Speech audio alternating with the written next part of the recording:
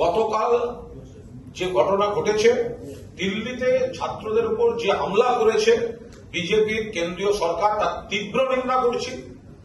গতকাল কলকাতায় মিছিল থেকে যেভাবে কর্তব্যরত সাংবাদিক এবং চিত্র সাংবাদিকের উপর যে হামলা হয়েছে, তীব্র নিন্দা করছি। যারা করেছে তাদের পুলিশ এবং আদালতের যে বিচার রয়েছে, কঠোরতম ব্যবস্থা নেওয়া উচিত।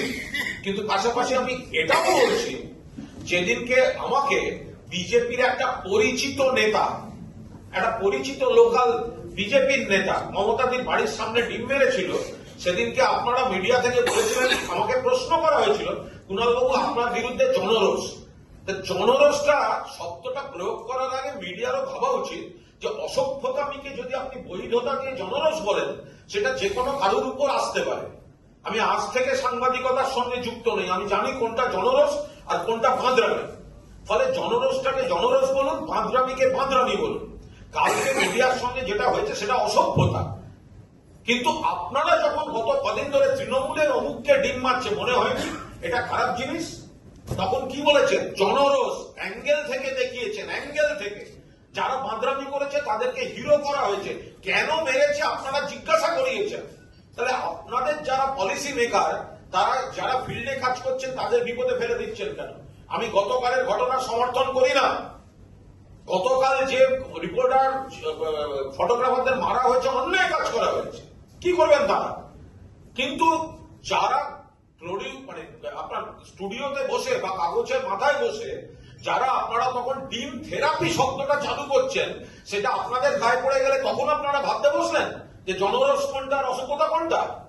আমি বলছি, আমি কুণাল ঘোষ মমতা ব্যানার্জি বাড়ির সামনে থেকে বেরিয়েছি, বিজেপির একটা ছেলে আমার ডিম মারলো, কতগুলো অ্যাঙ্গেল থেকে আপনারা দেখিয়েছেন। হেডিং ছিল এবার জনরোষের শিকার কুণাল ঘোষ। একবারও তো বললেন না বিজেপির হামলা কুণাল ঘোষের উপর। আজকে আপনি আমার প্রশ্ন শেখাচ্ছেন। আগে ঠিক করে শিখতে শিখুন, জনরোষ কোনটা, বাঁদরামি কোনটা। কোনো প্রশ্ন আসছে না। সেদিনকে কোথায় ছিলেন? যেদিনকে বিজেপি ডিম মারছিল কোথায় ছিলেন? আপনি কেন নাটক করছেন বলুন না, চিৎকার করার দরকার নেই। আপনি প্রশ্নটা শুনুন। আরে প্রশ্ন করুন না, আমি তো উত্তর দিলাম। সাংবাদিক প্রশ্ন করছেন, সেটাও আপনি ঠিক করে দেবেন কুণালদা? একজন মহিলা সাংবাদিক, তার গায়ে হাত দেওয়া হয়েছে, নিন্দা করছি তো কি আশ্চর্য?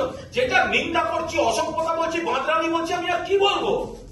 সাংবাদিককে আক্রমণ করা হয়েছে, মহিলা সাংবাদিক নিগৃহীত হয়েছেন, চিত্র সাংবাদিকের চোখের উপর লেগেছে, বলছি তো বাঁদরামি, অসভ্যতা। আমি এর থেকে আর কি নিন্দা করবো?